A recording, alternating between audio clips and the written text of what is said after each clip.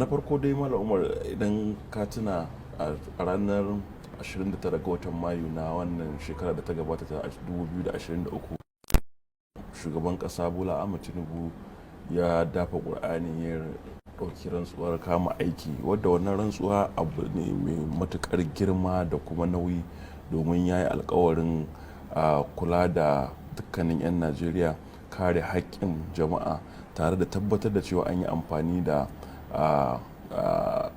an gudanar da gwamnati ba tare da tsoro ko kuma alfarma ko kau da kai ko jin nauyin wani ba.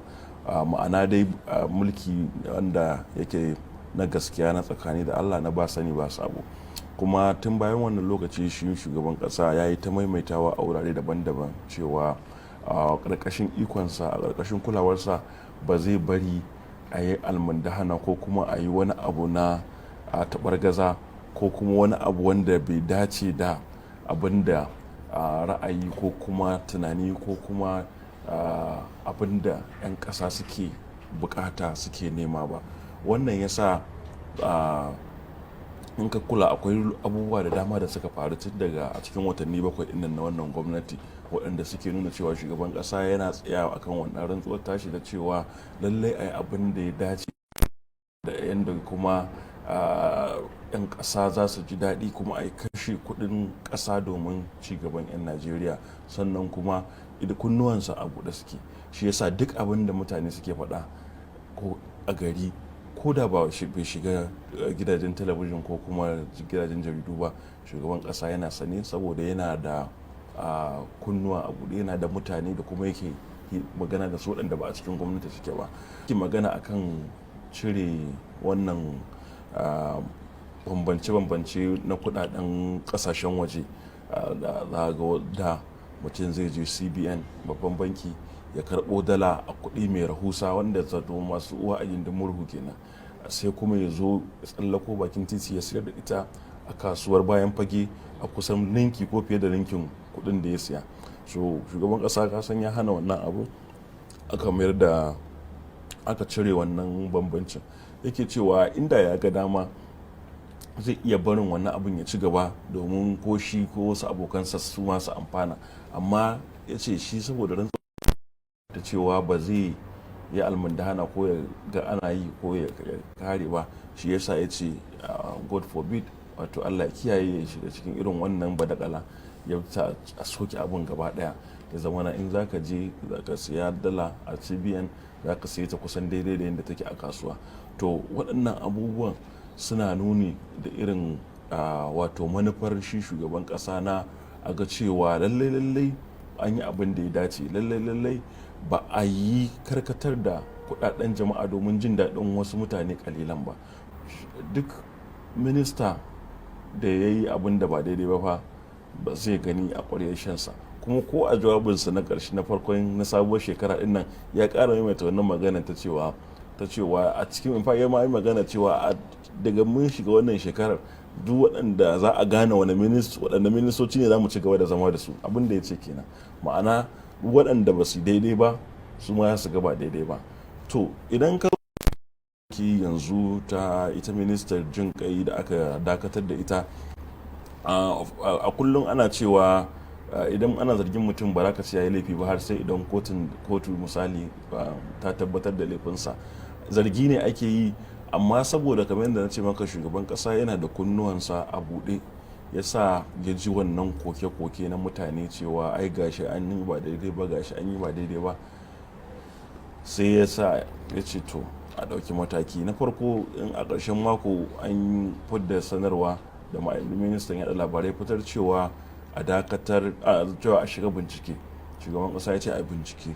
To daga baya aka ga cewa in aka ma ce a yi bincike, in dai har tana kan kujerarta, watakila za ta iya yin wani abun da zai kawo binciken nan tarnaki, ko ya sa abin bai tafi yadda ya kamata ba.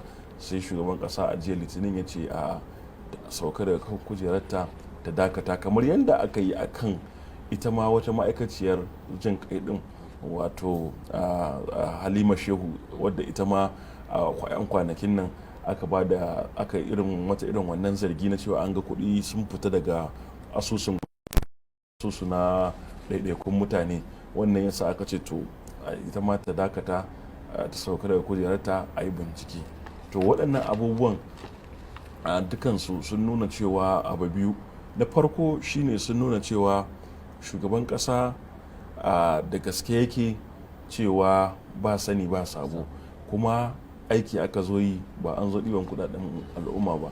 Duk wanda yake sanya aiki ya tsaya aiki, wanda kuma yake kokarin yin almundahana to ga makoma nan. Madalla Malam Abdulaziz, wane kokari ake yi na inganta shirye-shiryen tallafa ma al'umma musamman ma masu karamin karfi a ƙasar nan?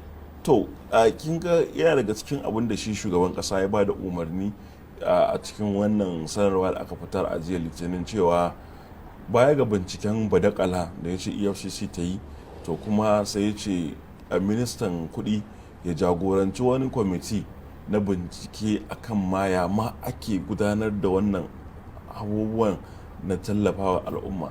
Saboda mun sani mu duka 'yan Najeriya ne, da ni da ke duk muna da 'yan uwa, ko da mu ba ma cikin masu wannan bukatun ko kuma muna kokarin shiga shirye-shiryen, muna da 'yan uwa da suke da bukatu irin waɗannan, wanda da dama akan yi kuka akan cewa ba a ganin abin da gwamnati ta bayar yana zuwa ƙasa. Wannan babban matsala ce, ana yawan wannan kuka. Shi yasa shugaban ƙasa ya ce to a tsaya ma a duba ya ma ake gudanar da wannan shirin, saboda kada a rika yin ganga ba rufi ko kuma baya ba zani, a ce kana ganin kamar kana tuka amma wasu suna maka warwara daga baya. So shi yasa ya ce ministan harkokin kuɗi Mustawale Edu ya shagoranci wani kwamiti waɗanda za su duba ya ma ake gudanar da waɗannan tsarin. Akwai abin da wani lokaci Hausa suke cewa rijiya ta ba da ruwa guga ya hana, saboda daga lokacin da aka cire tallafin mai mun sani, shugaban ƙasa kuma ya sani, yana ji yana sane, kamar inda ya faɗa jawabinsa na ƙarshen shekara na sabuwar shekara, cewa 'yan ƙasa suna ji a jikinsu, kuma gwamnati tana da burin ta sauwaƙa musu waɗannan wahalhalun. Amma za ka ga cewa misali, shi yasa tun da an kawo tsare-tsare da dama domin a takaita ko a rangwanta wa mutane a ɗin wannan cire tallafin mai ɗin nan. An bi ta hanyoyin gwamnoni a raba wa jihohi kayayyakin abinci da kuɗaɗe domin a raba wa mutane a samu rangwame. Wasu jihohin sun yi bakin ƙoƙarinsu sosai ma, wasu sun yi iya abin da suka yi, wasu kuma kusan mara ita ba a magani a ƙasa ba. Wani irin tasiri kake ganin wannan zai yi, duk da yake 'yan Najeriya yanzu sun sanya ido domin ganin irin manufofi da sabbin tsare-tsare da shugaban ƙasa Bola Ahmed Tinubu zai hito da shi, domin ganin 'yan Najeriya sun amfana, kuma kamar yadda ka bayyana an rage masu raɗaɗin janye tallafin man fetur da aka. Kamar yadda ka ce, a lokuta da dama ita gwamnati, shi isa ma kuma shi shugaban ƙasa yake ƙoƙarin wato ci gaba da barin layinsa a buɗe domin magana da mutane, domin tattaunawa, domin jin ra'ayoyin mutane waɗanda ba sa cikin gwamnati. Saboda a wasu lokutan idan ce za ka ta'allaka da kawai abin da ma'aikatanka za su zo su gaya maka, ba lallai ka ji gaskiya al'amari ba. Kuma wasu lokuta da dama za a kawo maka abubuwa a kudindine wanda in mutum bai hankali ba sai ya zama na cewa wato abin da yake a takarda daban, abin da yake a zahiri daban. To wannan yasa aka kafa wannan shugaban kasa a cikin hikimarsa daga cewa ba zai yadda ya zo ya zauna kawai ministoci da sauran manyan jami'an gwamnati suna kawo mashi takarda su ce an yi kaza ko kuma a bamu dama mu yi kaza ba. Kuma lokacin da shugaban kasa ya yi zaman horarwa na kama aiki ga ministoci, sai da aka kawo kowa sai da ya sanya hannu, wato abin ya zama kwantaragi, ya zama a rubuce, ya zama yarjejeniya ne. Shugaban kasa ya baka aiki, ya baka sharuɗan aikin nan, ka sa hannu za ka yi, shi ma ya saka hannu. To wannan takardar kowane minista yana da ita, kuma da ita ce za a yi wa kowa hisabi, da ita za a ɗora ministoci a kan skeli a ga cewa me suke yi, kuma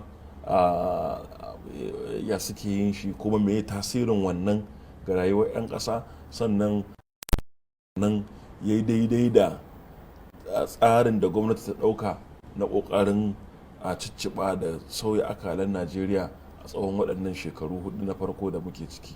Ministoci su rika ba da rahoton ayyukan da suka gudanar duk wata su rika ba da rahoton me suka yi a watan, su rika turawa ma'aikatar tsare-tsare da kasafin kuɗi domin a rika bi ana tabbatar da me yake faruwa.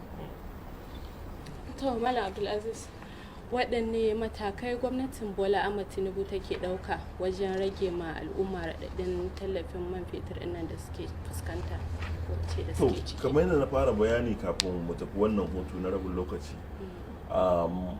tun bayan cire tallafin mai a farkon shigowar wannan gwamnati, shugaban ƙasa ya ba da sanarwar abubuwa da dama waɗanda da yawansu an aiwatar.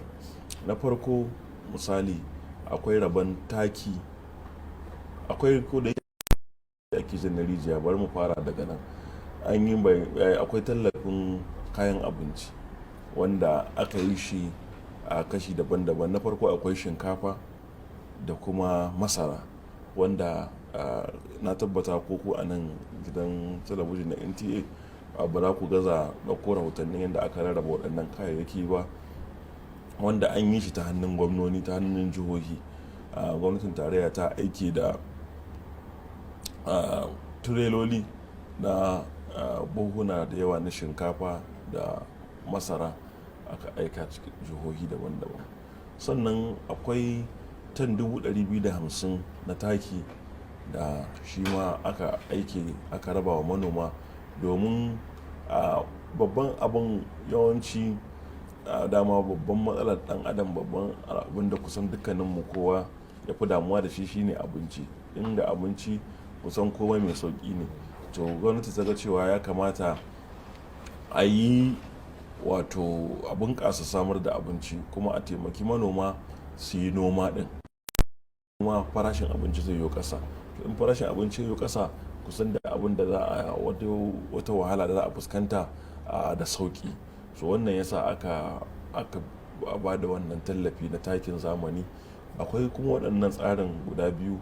Na farko na ba da taimako na kyauta ga abin da a turanci ake cewa poorest of the poor, ma'ana talakawa waɗanda ba su da cinye ba su da nan gobe, a taimake su ta hanyar za su samu abin da za su ci. Wannan an fara yin shi, amma shi ne aka zo aka shiga wannan matsala da har ta kai ga dakatar da ita ministan jin kai. Sannan akwai tsari da yanzu haka hukumar ba da tallafi ga ƙananan masana'antu ta smedan take dab da fara aiwatarwa. Already an nemi masu bukata su nemi wannan shi kuma rance ne shi ma na ƙananan sana'o'i, wanda ya kama daga naira 250,000 daga har naira kusan miliyan 2, wanda suke gudanarwa yanzu haka da haɗin gwiwar bankin Sterling. Wannan tambaya za mu iya cewa akwai waɗanda wasu 'yan al'umma Najeriya da har yanzu ba su ma san da wannan tallafin, za mu ce bai kai gare su ba su ɗanɗana shi ba. Akwai wani tsari da kuke yi na ganin ko wani shiri da kuke yi na wanda za a bi wata hanya da zai kai wurinsu? To kin san Bahaushe ya ce in dambu yawa baya jin mai, so shine matsalar. Maganar gaskiya, dama tallafin nan ba zai kai ga kowa da kowa ba, shine maganar gaskiya. Ko da an yi rabo na gaskiya na adalci, ba zai yi a ce kowa ya samu ba, saboda dama tallafi ne, kuma tallafi ne da aka nufi ya samu wasu bangare na al'umma, ba wai kowa. Watan da mun Najeriya muna da yawa fa, ana magana ƙasa ce ta kimanin mutum miliyan 2 ko fiye da haka. To bayan da za a yi ko miliyan 50 yanzu kace za ka ba da yawan gaske. To amma dama a samu ne dai a taimaki waɗanda su suke cikin tsananin buƙatar. Kuma daidai misali kamar wannan tallafi na ji mai kira daga Jos yana magana, ban ji cewa su yan ina ne ce ba su samu ba, amma dai shi da kan shi kin ji ai ya shaida cewa ba wai ba a yi bane ba, su ne dai ba su samu ba. to a dama ba zai yi a ce wai kowa da kowa ya samu ba. Fatan mu shine idan wani ya samu kai ma ka ji daɗi kuma ka yi burin kai ma ka samu a nan gaba, saboda a dama shi irin wannan abun yau gare ka ne gobe ga wani dan uwanka. Bari mu ga to ga gwamnatin Bola Ahmed Tinubu me za su sa ran gani nan gaba. To ina ga babban abin da 'yan Najeriya za su sa ran gani sun fara gani, ma'ana shine gwamnati mai jin koken al'umma. Domin tsarin demokuraɗiyya babban mataki na farko kafin ma a yi maka titi, kafin a samar maka da wani abu, shine ya zamana cewa gwamnati da ta san da kai, gwamnati da ta damu da kai, gwamnati da ta ɗauki cewa ra'ayinka yana da ƙarfi kuma kai ma ɗan ƙasa ne kana da dama. Shugaban ƙasa ya faɗa ya sake faɗa, mu da muke tare da shi muna yawan ji yana faɗa cewa ƙofarsa a buɗe take, kuma gashi yana nunawa. Na ba da misali a baya yanda ya ɗauki matakai, kuma ko wannan karan a satin nan waɗanda aka cire duk saboda cewa me an yi koke, an nuna kuma rashin dacewar yin wani abu. To duk abu kuma wannan shine babban ginshiki ko kuma in ce ma foundation na demokuraɗiyya, ya zama da cewa gwamnati tana martaba ra'ayin 'yan ƙasa. Ganar ayyuka a ƙasa kuma akwai abubuwan da shugaban ƙasa Bola Ahmed Tinubu suke ransa haka tun a budget. Misali harkar tsaro, ya san da cewa in babu tsaro ba za a samu cigaba ba. Yana ƙoƙarin a ganin cewa an daƙile ragowar matsalolin tsaro da muka tarar, kuma alhamdulillah dai misali ana samun nasara in banda abin da ba a rasa ba nan da can, wanda saboda shi kuma wani abun ya kamata ma mutane mu ƙara kullum mu ƙara sanar da su, mu ƙara wayar musu da kai cewa fa ba yanda za a yi, ba kamar ka kunna famfo bane ka rufe shi, in ka rufe ka rufe. Irin wannan matsalar ba abu ne da za ka gama da ita lokaci ɗaya, saboda makamai sun riga sun shiga hannun al'umma. Masu mugun hali sun ɗauka shigar da makamai a matsayin sana'a wadda suke samun kuɗi da ita, kuma saboda Najeriya tana da boda mai faɗin gaske wadda ba za ma mu iya kula da ita yadda ya kamata ba. Ana amfani da wannan, ana shigo da makamai lokacin ma da haɗin bakin miyagun ɓata garin ma'aikata. To kuma makamai a hannun mutane dole ba za ka raba, ba za ka hana yin wato aikata laifi ba gaba ɗaya lokaci ɗaya. Amma dai babban abin shine yadda da za a yi abin a tafi a gungu, a je nan garin a tashe shi, a buce a je nan garin a tashe shi din nan, kaga a lokaci ɗaya an je an kai hari gari ruwa 3, 4, 5 a rana guda. Alhamdulillah yanzu kowa ya tabbatar da cewa wannan abin babu shi, ko in ce ya ragu sosai, kuma ana ci gaba da aiki akan haka. To wannan shine abu na farko, maganar tsaro. Akwai harkar lafiya, minista da aka sa yanzu na harkar lafiyar nan ƙwararre ne sosai, mutumin Bauchi, kuma an ba shugaban ƙasa ya ba shi dama, ya ba shi wuƙa da nama, ya ba shi goyon baya, sannan ya ba shi kuɗi akalla dai a cikin kasafin kuɗi da aka fitar na wannan shekara, wanda za a tabbatar da an yi wa harkar lafiya garan bawul. Hakanan shi ma ilimi, kaga a zuwan shugaban ƙasa ɗin nan an ayyana manyan makarantu guda 4 da za su fara aiki, kuma an ƙara kasan da ilimi yake samu, domin dama haka ne, abinci, lafiya, ilimi. Sai da abinci, in kana magana rashin lafiya, in babu abinci ma isa kansa rashin lafiya ne. To in aka samu abinci sai kuma ai magana kula da lafiya, kiwon lafiya ya samu nagarta.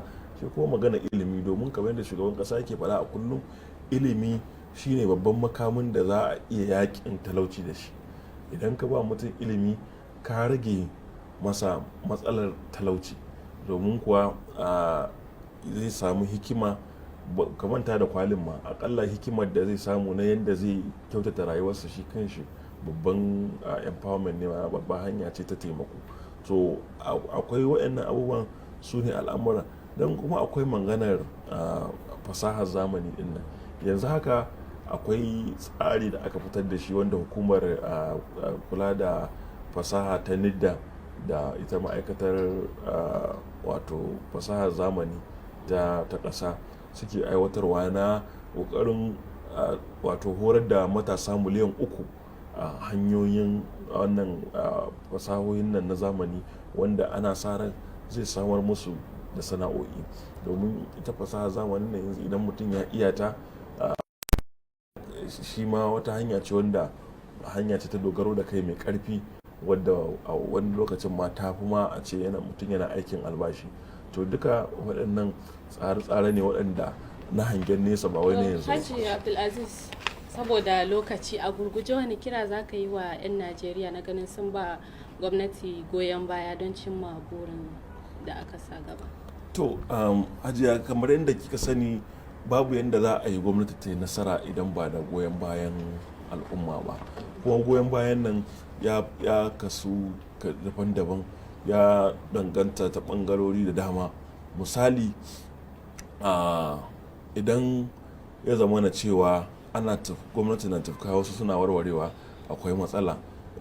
Idan kuma ya zama na cewa ba ma yi wa shugabanninmu kyakkyawan zato da addu'a, ba inda za a ji.